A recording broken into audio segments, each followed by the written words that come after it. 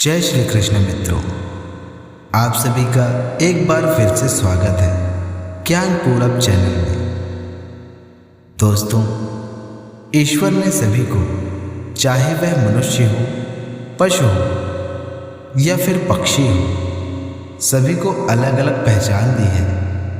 किसी को अच्छी या किसी को बुरी, किंतु हमें कभी भी किसी का उपहास नहीं करना चाहिए, क्योंकि कभी कभी इसका हमें बहुत ही बड़ा मूल्य चुकाना पड़ सकता है। आज हम आपको जो कहानी सुनाने जा रहे हैं वह कुछ ऐसी ही है। दोस्तों, आप सभी से अनुरोध है कि कहानी को पूरा अवश्य सुनिएगा, क्योंकि अधूरा ज्ञान किसी काम का नहीं होता। और हमारे चैनल में अगर नए आए हैं तो चैनल को सब्सक्राइब अवश्य कर लीजिएगा, क्योंकि हम रोज़ ही ऐसी अच्छी कहानियाँ आप लोगों के लिए लेकर प्रस्तुत होते रहते हैं। तो बिना किसी विलंब के आरंभ करते हैं आज की कहानी। दोस्तों, एक बार हंस और हंसनी का जोड़ा आकाश की ऊंचाइयों में अपनी उड़ान भर रहा था। ऊंचाइयों में उड़ते उड़ते उन दोनों को पता ही नहीं चला कि कब संध्या का समय निकट आ गया। वे दोनों उड़ते उड़ते अपने ठिकाने से बहुत दूर निकल गए थे। जब वे वहां से लौटने लगे तो अंधेरे ने अपने पैर पसार लिए थे। अंधेरा होता देख हंस ने हंसनी से कहा, प्रिय, इतने अंधेरे में हम अपने घर तक नहीं पहुंच पाएंगे, तो हम लोग एक काम करते हैं, आज हम इसी स्थान पर कहीं पर ठिकाना ढूंढ लेते हैं। कल सुबह की पहली किरण के साथ हम दोनों वापस चले जाएंगे। इतने अंधेरे और सुनसान इलाके को देख हंसनी ने हंस से कहा, स्वामी, इस बीहड़ को देखकर मुझे तो बड़ी डर लग रही है, कहीं कोई अनर्थ ना हो जाए। हंस ने कहा, आज रात्रि बस की तो बात है, आज बस किसी तरह काट लो, कल प्रातः होते ही हम दोनों यहां से निकल जाएंगे। उसी पेड़ पर एक उल्लू भी रहा करता था। जब रात का एक पहर बीता तो उल्लू ने अपने स्वभाव के चलते चिल्लाना आरंभ कर दिया। उल्लू की चिल्लाने की आवाज़ सुनकर हंसनी ने हंस से कहा, यह कौन है जो इतना चिल्ला रहा है? हंस ने कहा, यह यहाँ पे रहने वाला लगता है उल्लू है, जो इस प्रकार चिल्ला रहा है। कदाचित हो सकता है इसी के कारण यह इलाका इतना बीहड़ और सुनसान है। यह इसी तरह रात भर चिल्लाता रहेगा। उल्लू उन दोनों की बात सुन रहा था। उल्लू ने कहा, तुम दोनों रुको, तुम्हें तो मैं प्रातः बताता हूँ, और फिर से चिल्लाना आरंभ कर दिया। जब सुबह हुई तो हंस और हंसनी अपने स्थान पर जाने के लिए तैयार हुए। पीछे से उल्लू आकर हंस से कहता है, अरे भाई, कल रात्रि के लिए मैं आप लोगों से क्षमा मांगता हूं। हंस ने कहा, कोई बात नहीं भाई, अब हमें चलना चाहिए। तो उल्लू ने कहा, अरे भाई, तुम्हें जाना है तो तुम जाओ, तुम मेरी पत्नी को क्यों लेके जा रहे हो? हंस ने आश्चर्यचकित होते हुए पूछा, तुम्हारी पत्नी?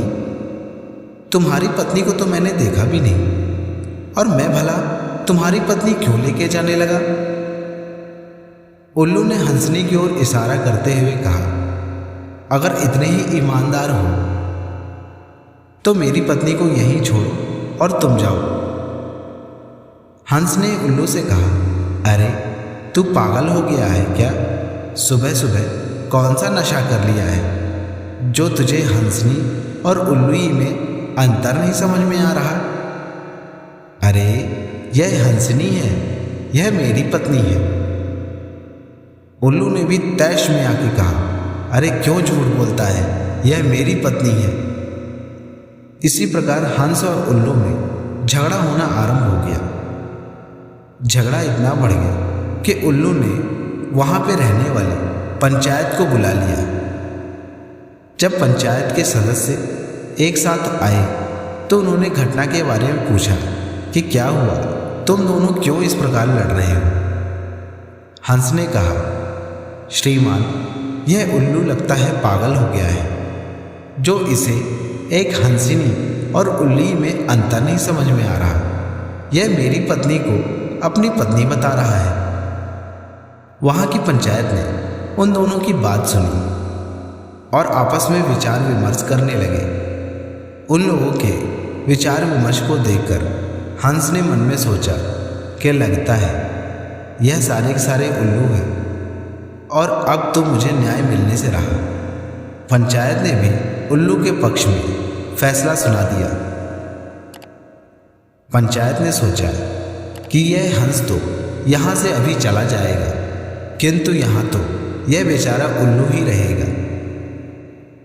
तो हम एक काम करते हैं, इस हंसनी को इस उल्लू की पत्नी बताकर मामले को यही रफा दफा कर देते हैं। हंस ने जब उस पंचायत के फैसले को सुना तो बड़े ही चीखने और चिल्लाने लगा। पंचायत ने कहा, हंस महाराज, अब आप यहाँ से प्रस्थान करें। यह हंसनी अब उल्लू की ही पत्नी है। हंस यह सुनकर फूट फूट कर रोने लगा। हंस को ऐसा रोते देख उल्लू ने कहा, अरे भाई, इतना क्यों चिंता करते हो, यह हंसनी तुम्हारी ही पत्नी है। मैं तो तुम्हें केवल इतना ही समझाना चाह रहा था कि किसी का भी इस प्रकार उपहास नहीं करना चाहिए। ईश्वर ने जिसे जैसा बना दिया वह वैसा ही रहेगा। हमें प्रकृति के बनाए हुए नियमों को इस प्रकार उपहास में नहीं उड़ाना चाहिए। और वैसे भी इन स्थानों पर कभी भी रुकना नहीं चाहिए जहाँ पर कई मूर्ख रहते हो, क्योंकि जब आप ऐसे स्थान पर रुकते हो तो आपको उनकी मूर्खता का सामना करना पड़ेगा। क्या तुम्हें पता है इन उल्लुओं ने मेरे पक्ष में फैसला क्यों सुनाया? एकमात्र यही कारण है कि यहाँ पर यह उल्लू हमेशा उल्लुओं के पक्ष में ही फैसला सुनाते हैं। इसी कारण इस स्थान पर इतना बीहड़ और इतनी शांति रहती है। हमें कभी भी दूसरों के फटे में टांग नहीं डालनी चाहिए। जहाँ पर आपकी आवश्यकता ना हो वहाँ पर कभी भी बोलना नहीं चाहिए। हमेशा अपने ही बिरादरी के बीच रहना चाहिए।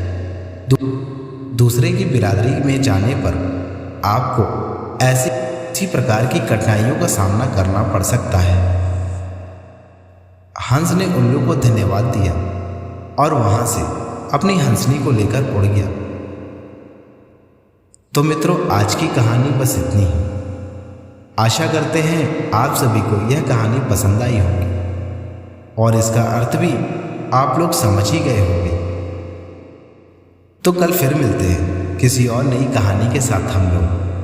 तब तक के लिए जय श्री कृष्ण।